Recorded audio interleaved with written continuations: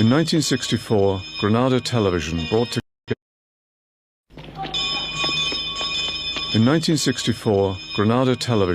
together a group of 7-year-olds from all over the country and from all walks of life.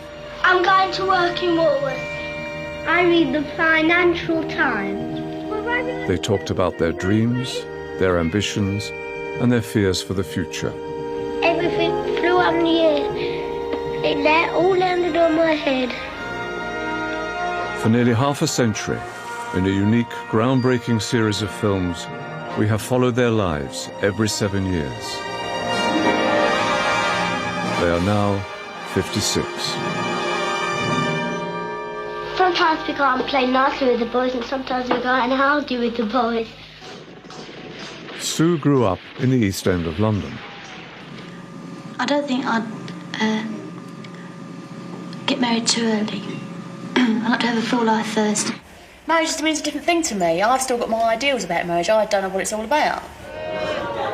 Sue was 24 when she married Billy, and they had 2 children, William and Catherine.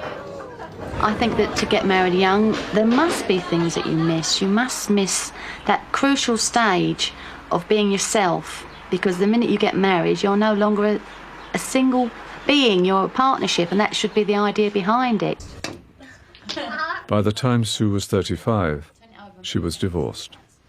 I've never sat down and thought, well, what was it? Was it this? Was it that? I just knew it wasn't working. I mean, there have been relationships when I could have settled, but they didn't feel quite right.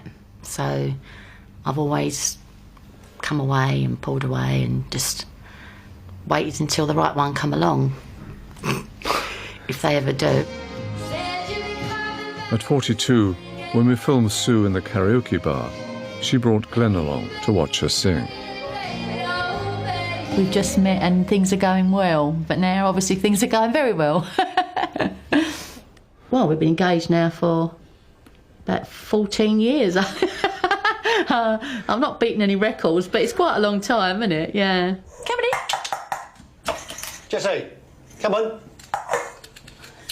We're completely different people. He's very energetic and tidy-minded, and I'm lazy and completely You're lazy? I am completely, absolutely lazy. Anything you want me to do? And what about the romance of getting married? Yeah, I mean, I do admit it would be a nice party, you know, and I quite relish the idea of having everyone round and having a good old drink and a celebration, but I can have a party anytime. Oh, you're on the phone too. When I got married, the primary reason was because I wanted to have a child. The two, to me, went together. Have you and Glenn thought of having your own child? Glenn would have made a great dad. And when we first got together, he sort of asked me if we could have a family and all that, but I felt like I was past it, really, to be honest. I mean, I had 2 teenagers and didn't want to do that again, but he's loved bringing them up. I mean, last time we talked about a bit of tension in that area. No, I think that was probably just the age they were, and every family goes through that. There was nothing in particular, I don't think. It's just, yeah, all part of growing up, really. It wasn't easy being a single mother, was it? No, it wasn't. And I look back on it now, and I just amazed how I got through it, you know. What's the toughest part of it? Probably a combination of not having enough money to do what you want and being alone and being scared when things happen, when things go wrong, which they always do when you've got kids, you know. You've got no one there to turn to, you know, to talk about things like that. And you had to work? Yeah, had to work, yeah. But I was always only part-time, so that I could fit it around school. So who was the biggest help to you during this whole single parent? Well, there's no doubt at all. I mean, without my mum and dad, I'd never have survived it, you know. They were brilliant. They were really... During this whole single parent? Well, there's no doubt at all. I mean, without my mum and dad, I'd never have survived it, you know. They were brilliant. They were really, really good. They mean the world to the kids, and they used to look after them, always be there if something happened and I had to go somewhere. Yeah, nice, isn't it? First time we see. And how are they doing now? Yeah, they're fine. I mean, Dad's 80 now and Mum's 78. I think, I'm so lucky that they're still reasonably active. There you go. That's lovely, that one, isn't it? I've still got Catherine with me because she hasn't found anywhere else to go. I mean, I'm sure she would love to leave me, but I love it, the fact that she's here. We go shopping and, you know, we do girly things, do each other's hair and things like that. So I would miss her, but I know that she needs to get out and move on. I only had to have one filling, right? That was about the only thing that I had done. What about William? Well, he went to Australia for a year and he never settled back in being independent. I think it was too much, plus his room here was far too small and his computer was bigger than the room, you know. So, so he's renting. It's just so hard for them to be able to afford something. So in the future, your kids are going to be with you for a long, long time. But a lot of my work is involved in making bookings and dealing with hotels abroad. At 21, Sue worked for a travel agent. At 35, part-time for a building society. Everything's changed for me because I'm now supporting myself a lot more than I was, say, a year ago. At 42, she went back to work full-time, helping to run the courses in the legal faculty of Queen Mary College, University of London. At 49, she was the main administrator for their postgraduate programme. Do you like the responsibility? Yeah, I love the responsibility. I think I was born for the responsibility. I'm now sort of the coordinator of the entire programme, so sort of margin charge, really, of the, of the LLM. It's like my baby, really. I've nurtured it from its small beginnings into what it is now. Thank you very much. See you at graduation, yeah? I really do enjoy it. You know, I get up of a morning and I don't ever think, oh, God, I can't face going to work. But I know that happens to a lot of people, so I'm lucky, really. Someone's having trouble downloading this attachment, so I'll take this down for them.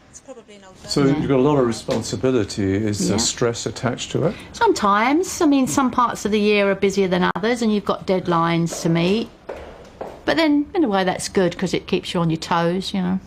Never get bored. Where does the life of my respectable middle-class mother overlap with a working-class slapper who leaves a illegitimate child on a church doorstep? She was not! You don't know! She was young and frail. It started not long after the last programme with Tony, my neighbour, and he belonged to the group. And I said, oh, you know, I've been wishing I could do dramas for years, you know, since I was at school. And he said, come along. That's the time you must keep on trying. Smile, what's the use of crying? To stand on the stage and sing and have people, hopefully, appreciate it, hopefully. You know, but there's still that little nervous thing, the butterflies in your stomach when you're waiting for the curtains to open and, you know, it's a buzz, really. Realistically, this is the point you really do have to consider. You can't do two modules that are taught at the same time, obviously.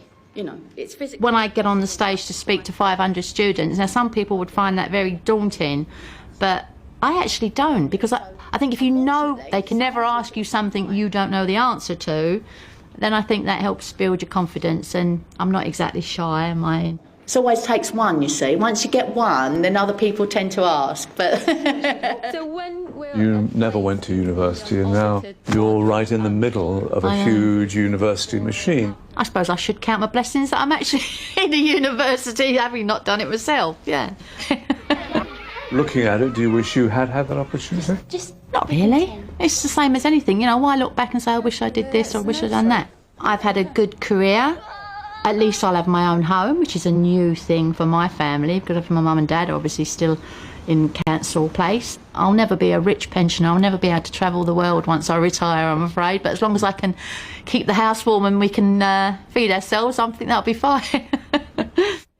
I don't like the big boys hitting us and a prefect sending us out for nothing. When he was 7, Paul was in care in a children's home in London. Were you happy at the children's home in England? We didn't mind that, really, because we didn't know what was going on, because we were a bit young then. Well, as far as I know, my mother and father they separated originally, I think. They eventually got divorced. I went to the boarding school for 1 year and then we immigrated to Australia. Paul settled with his father and stepmother in a suburb of Melbourne. Do you like to get married, Paul? Tell me why not. I don't like say you had a wife, they say you had to eat what they cooked you, and say I don't like greens, well I don't. I know I prefer to be alone, really. I can't say I don't want to get married, because I think I do. But I want to be happily married, you know, and therefore I want to make sure, I think. What was it that you fell in love with? What is it about him? His helplessness, I suppose. It was the motherly instinct in me to pick him up and cuddle him. And he's also very good looking, I think, but he doesn't agree with me. And in the summer, he's got this cute little bum in shorts. I mean, I can tell quite a few stories here, but the one that really irritates me the most is when we have an argument, he says, "That's it, leave me." And I say, "Fine, all right, I will one day." We had our 20th wedding anniversary this last Christmas, just before Christmas. Which is the life sentence. Yeah. Everyone reckons that we should be out of jail by now.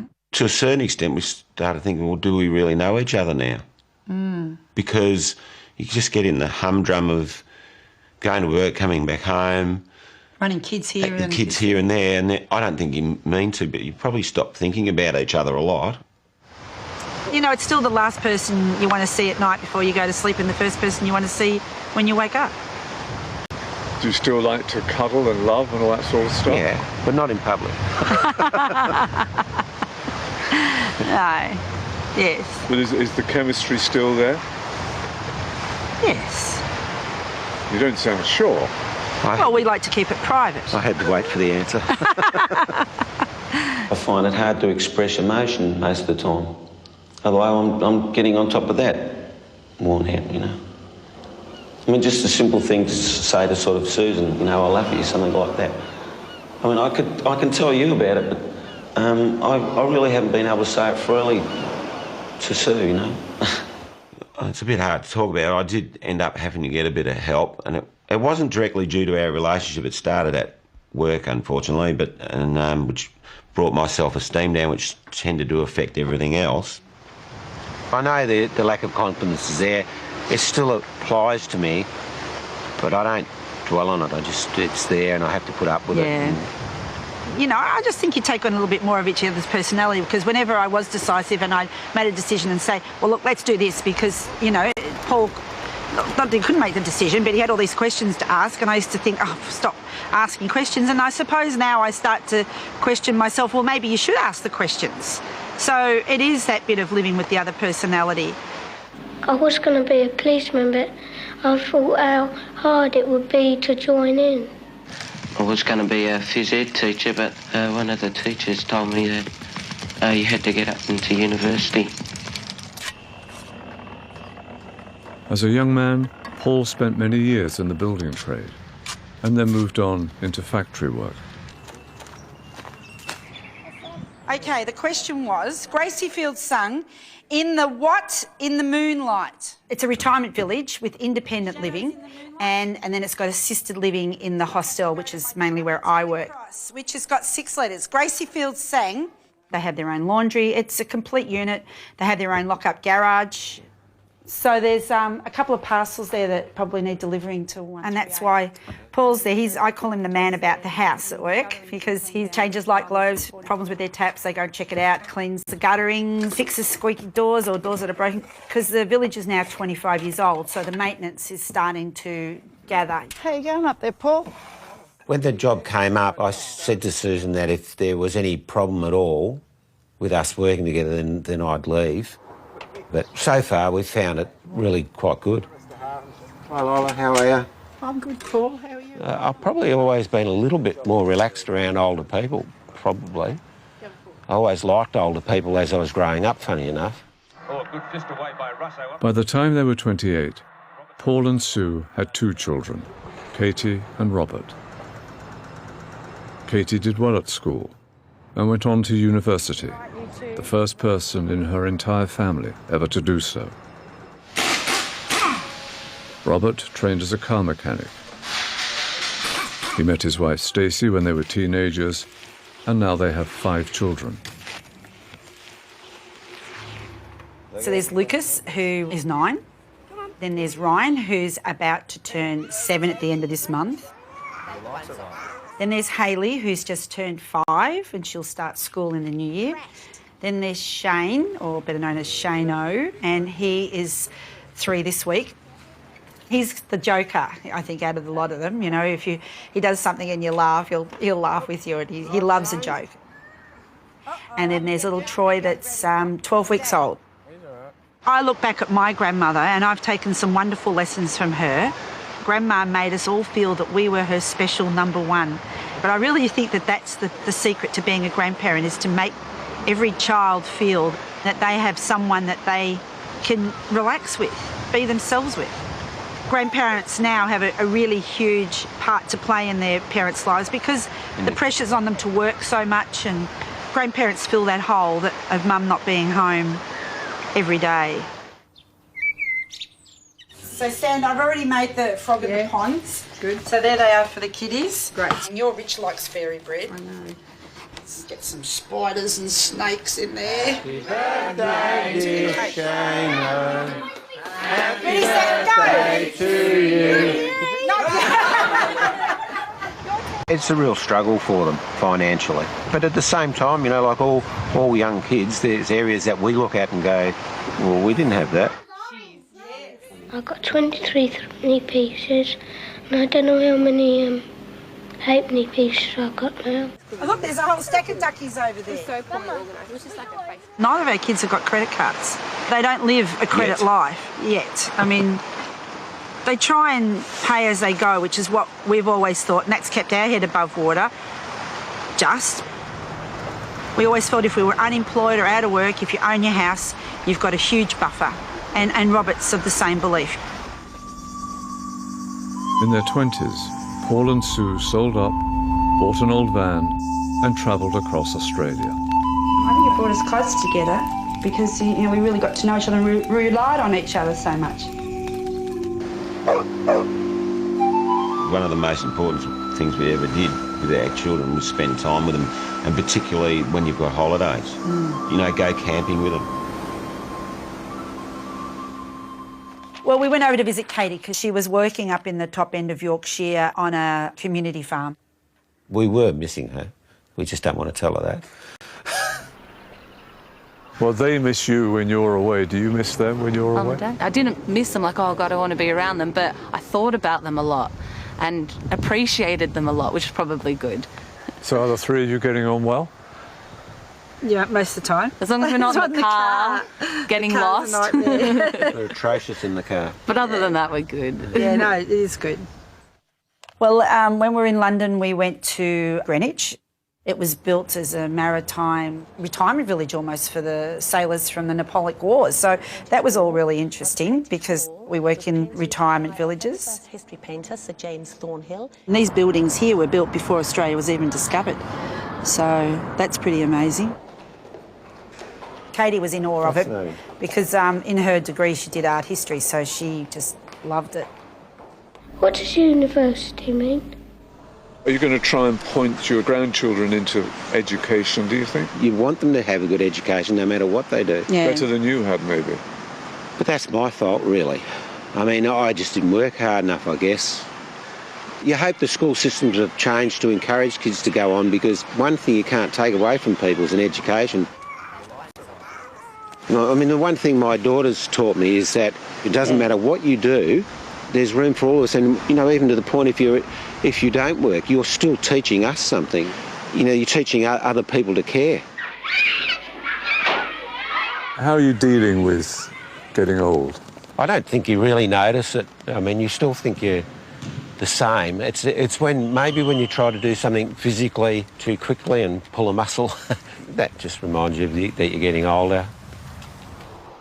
Are you fearful of the future of disability or unable to do things? You hope that you're going to be one of the fortunate ones and not get ill in any way. Hello, Ken. Hello, Paul. How are you? Maybe where I work may have helped that recently, because people just tend to get on with their lives no matter what. And then that's the one with the palace in You've got a nice shot of a bin there. That one's good. You're getting better. You are getting better. Do you measure your life in terms of success and failure in any sense? No, not really. I mean, I suppose the success is that we're sitting here together and we haven't had tragedy happen to us. It's just about, getting on with life and enjoying our grandchildren, our children and our friends, Yeah. Our goals of life have never... And then work just gets in the way. Well, we pretend we've got swords and we make the noise of the swords fighting, and when somebody stabs us, we go, ah! Neil grew up in a Liverpool suburb and had dreams of going to Oxford, but didn't get in. Sit. Do one. Instead, he went to Aberdeen University, but dropped out after the first term.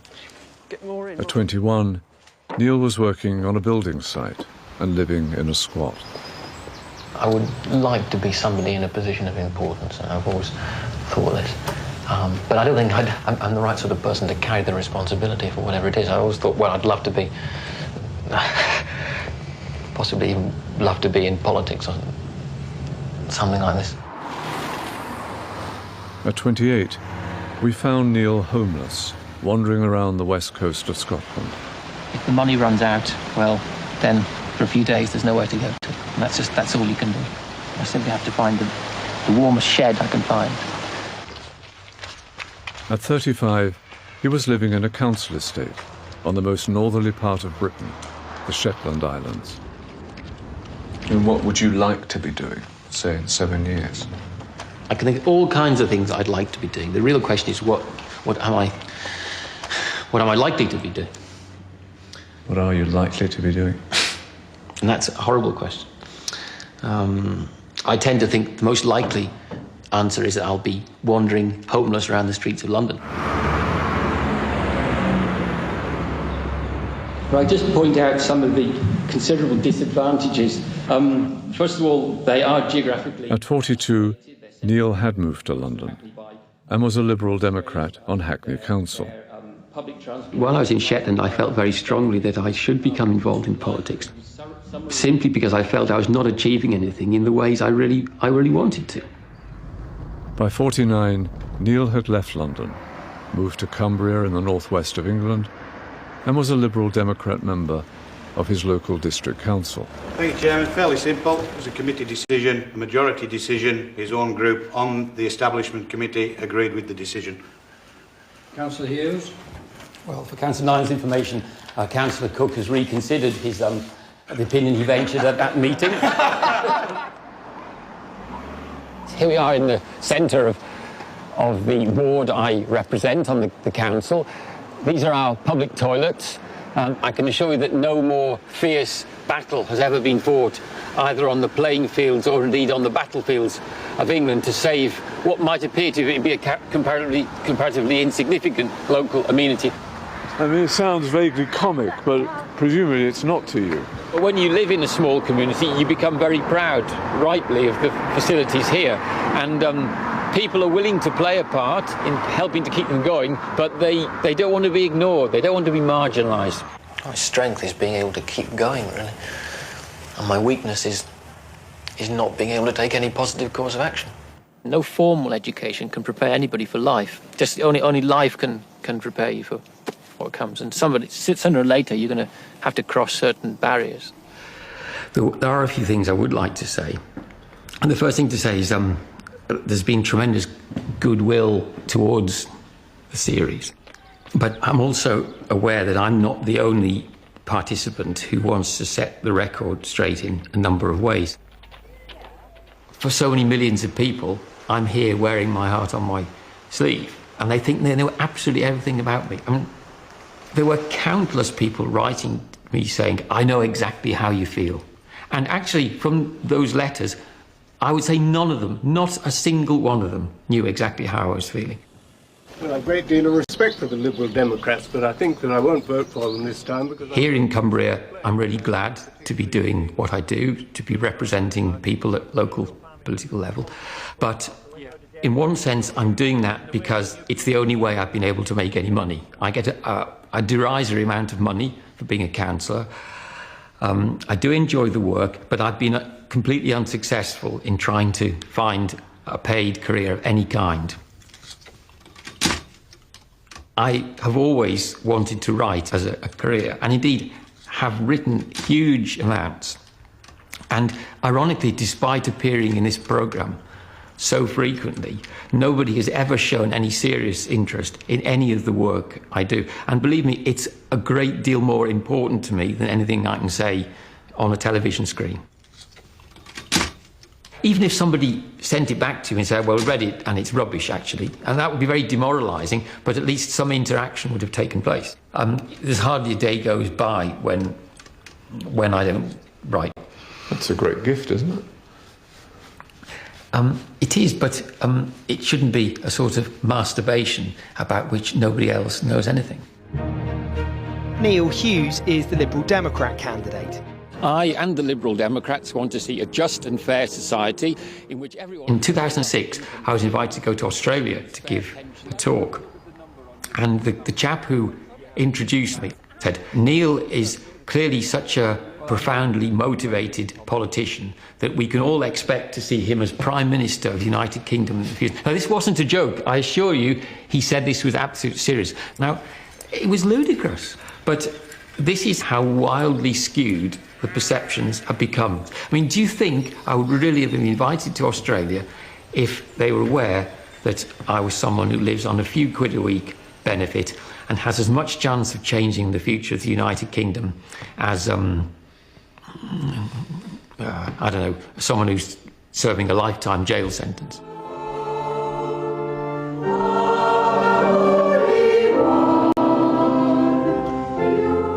Yes, I'd say I believed in God. Are you religious? Well, I go to church with my parents on Sundays. I don't know even now whether I do believe in God or not. I've thought an awful lot about it, actually, and I still don't know. And how's he been treating you? Well, I said to somebody last week that I preferred the Old Testament to the New Testament because in the Old Testament, God is very unpredictable.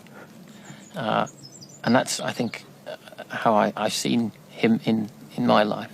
And Doreen as well, and also John. I was first a lay reader in London, and we pray that after completing a little more training, I was re-licensed by the Bishop of Carlisle. Well, good morning. Welcome to our service today. Just a couple of notices first. If you haven't already been told, the proposed pet show is unfortunately cancelled. I'm a lay minister. I'm licensed to carry out quite a number of functions. It includes leading services, preaching, taking part in the readings, helping to distribute the communion and so on. In fact, I can do more or less everything a priest can do. To what extent am I a good model for others? I don't know. On the other hand, I am angry that so many doors have been closed, not just for me, but for so many people. I do feel nobody's listening out there. You know, there seem to be few currents that are encouraging people to stand up for their rights, not just their strict legal rights, but their rights to be human. In the name of the Father, and of the Son, and of the Holy Spirit. I'm not unappreciative of the honour it's been to be able to serve the church, to be able to serve my community, and I want to make that absolutely clear. But and it's true that I think it was Albert Camus who said that life is what happens while you're waiting for something else. But it's not the sort of place where someone who wants to change society is best employed. I mean, I would have thought that was pretty obvious. Peace with you, nice to see you both. In the winter, if you lived in the country, well, it was just all wet and there wouldn't be anything for miles around.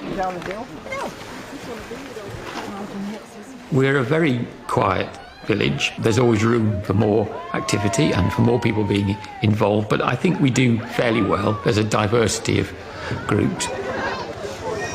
They're still trying to persuade me to go in. Actually, the thing is, apparently Alan has cried off at the last minute, so there's just the two of them.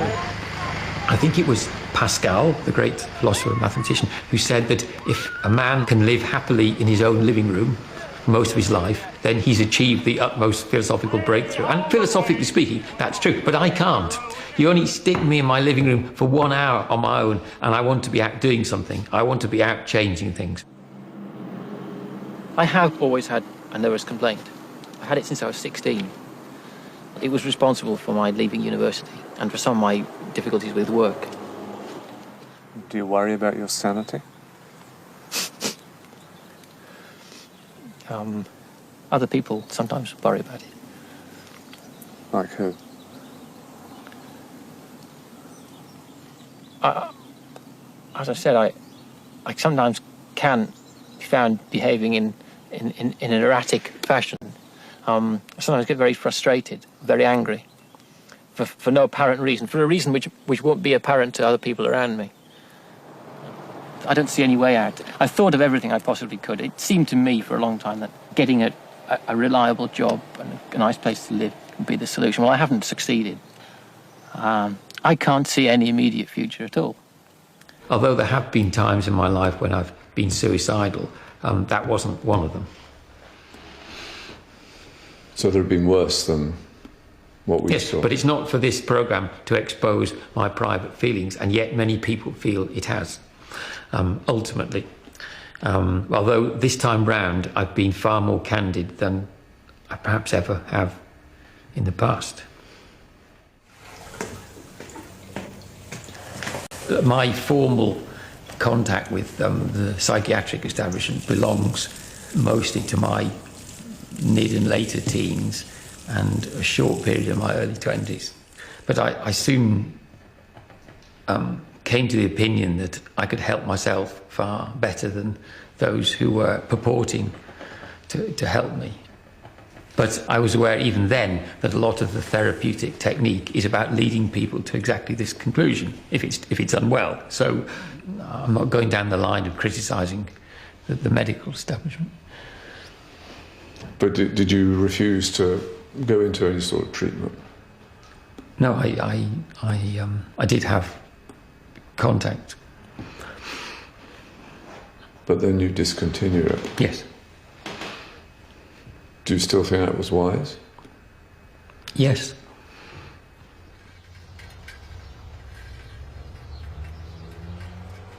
Are you scared of getting old? Yeah, I don't want to live to be that old. I think if I can reach something like 70 or 75 in reasonable health, that would be quite enough for me. When I get married, I don't want to have any children because they are always doing naughty things and making the whole house untidy. I always told myself that I would never have children. Why? Because children inherit something from their parents. And even if my wife were the most high-spirited and ordinary and normal of people, the child would still stand a very fair chance of being not totally full of happiness because of what he or she will have inherited from me.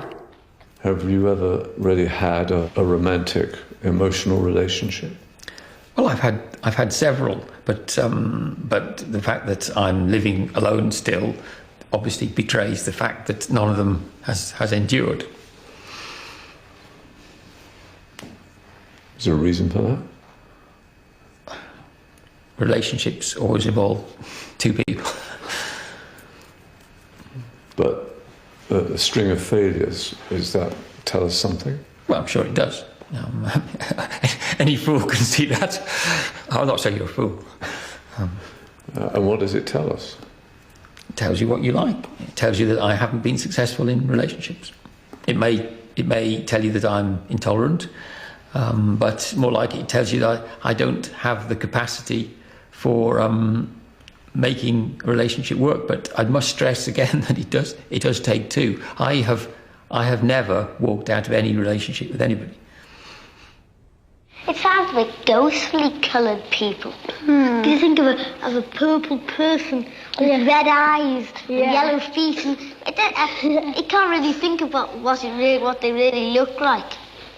I find it hard to believe that I was ever like that, but there's the evidence. And probably when I was 7, I just lived in a wonderful world where everything was sensational and dumb. I could be happy like this, and I could be miserable next minute. What makes you happy? Happy is a difficult word. How many people are happy? Perhaps we're most happy when we're not aware of it, and enjoying a relaxed meal with some friends, just being with friends. I think the few weekends in the year when I'm lucky to be able to go and stay with some of my long-term friends, I'm really happy. I can think of hardly anything better than walking across the fields when we just chat about the things we're both interested in and our aspirations. And I think that's the noblest and in many ways most satisfying of relationships you can possibly have. How it would be if we lived next door to each other, I don't know. It might be very different, but maybe the joy in some relationships is that you see some people only infrequently. I don't think you want to go to university if you want to be an astronaut. Watch this.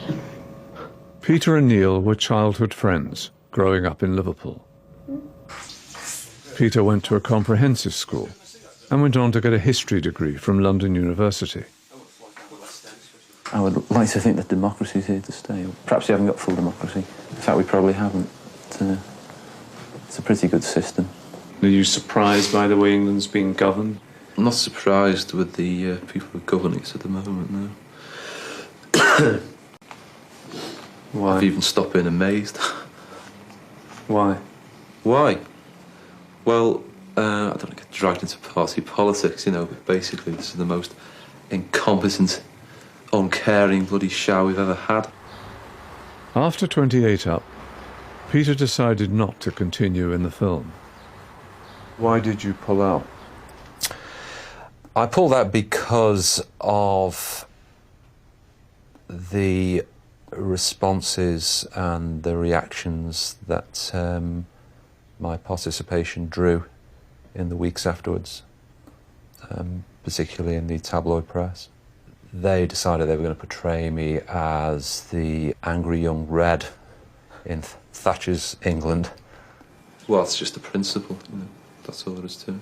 I think I was articulating at the time what a lot of people of my age and my background were thinking, and I was an easy target. They're part of it, they perpetuate it. But I was absolutely taken aback, completely, genuinely shocked at what I saw as the level of malice and ill will directed towards me. Until you've experienced it yourself, you can't begin to appreciate how it feels. So now you're back, so why did you come back? I feel a lot happier with myself, happier in my own skin. And then, secondly, more specifically, because I want to promote the music and the band I'm in. It was a gold rush town. And what are you called? We're called the Good Intentions. But when he hit that bang, he thought that... I'd always played in rock bands, some of them spectacularly bad bands. What really got me into this music was being exposed to the music of Graham Parsons. Because way back in the day I was a big Elvis Costello fan. And I read an interview with him in which he said, well, I think I'm a good songwriter, listen to this guy, Graham Parsons. It was almost like an epiphany. It was like I was hearing the music I'd been waiting to hear all my life. Once Carolyn Tedford said she loved me. And I'm going to marry her when I grow up. Doesn't appeal to me at all at the moment. For me, what, I'm just gone 20. I haven't even been abroad yet in my life. So there's no way I'm going to get settled down. So, well, what do you want to do? Do you just want to record, me and Pete to record what we're doing and you'll work round it? I think that's probably... We were working in an office together and we joined the office band, and that's how we got to know each other. So, Gabby, and was it love at first sight? Well, I had a sneaking suspicion that Pete liked me because he was really rude and sarcastic to me all the time. So I thought, I think he's probably quite keen. No, that's not true. And you've always played together since then? Yeah, more or less. I think Yeah. we probably stopped for a while when the kids were little. Our boy's 19, our daughter's 16. And how are they doing? They're great. They're doing really good. remarkably well. Our son is in his first year at university, and our daughter is coming up to her GCSEs. Once you have your own kids, you have this huge realisation of how your own parents felt about you and what they did for you. What's the greatest gift a parent can give a child? It's their unstinting love and support and their time. Their time, because I think children value that more than anything. You're giving, unconditionally, you're giving them your time. Well, if I can't be an astronaut, I'd like to be a bridewell sergeant in the police force, like my dad is. So are you under pressure to get a job? Yeah, I suspect I am from the parents. They keep dropping hints. Teachers are undervalued and underrated, and the system is beginning to crumble. You know, people outside of it don't realise that, but it is, and it's very disillusioning. I left teaching not long after that programme. It was actually nothing to do with the programme. That was a misunderstanding at the time, I think, which took hold in the press. I'd been planning to leave teaching anyway, and I just didn't see a long-term future in it for myself. And I just thought I had to be honest with myself about that, and honest to the kids I was teaching at the time, and move on to something else. It might be better to start off just at the end. After teaching, Peter studied law and joined the civil service. Gabby also works there. The civil service, despite changes currently taking place, is still comparatively a pretty decent employer. So should you do one of the new What ones? sort of area of the civil service are you in? Department for Work and Pensions. You've changed the key in that one. I've changed the key, it's now in F sharp, sorry about that. Oh, marvellous. But you got the MP3 I sent? When Pete writes, he often wants to share that and at a fairly early stage talk about what he's writing. And if it's no good, I have to tell him. And that's quite difficult, isn't it? I'm sure it is, yeah. She was running down roads I didn't know. So when we started work on the album we're doing now, Pete said to me, he said, I've got 120 song ideas I want to go through. And I said, but of those 120, really, we need to get it down to about 10. So I'm going to have to tell you that 110 are no good. How do you take criticism? Well, I think I take it better than I used to. That's not setting the bar very high, though, is no. it? What have been for you the best times? Tommy Smith scoring the second goal in Rome. Definitely. One of the old times. Which game was that? Which game was that? That was the European Cup final, 1977. That's still up there, by the way. But along with what? But, well, getting married for the second time and having two children have been hugely significant moments in my life. What do you want out of life? The satisfaction of knowing that I've left some sort of imprint, rather than just lived out my life. You've been gone for so long, Evangeline. No one's looking for you anymore. I hesitate to say I think I have made my mark now, because that sounds horrendously vain. But I've created a body of work of which I feel very proud. I feel I've achieved something of lasting value. And in the last 2 or 3 years, we have begun to become reasonably successful in terms of critical responses. We were voted the UK's Americana Act of the Year at the British Country Music Awards. You know, from time to time, like anybody else, I'll look back and think, I wish I hadn't done that, or I wish I'd done that differently.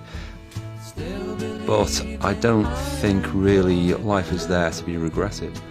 Life is there to be lived. And I think the most important thing is to feel that by and large you haven't compromised too much, and that you've moved your life on where you want your life to go.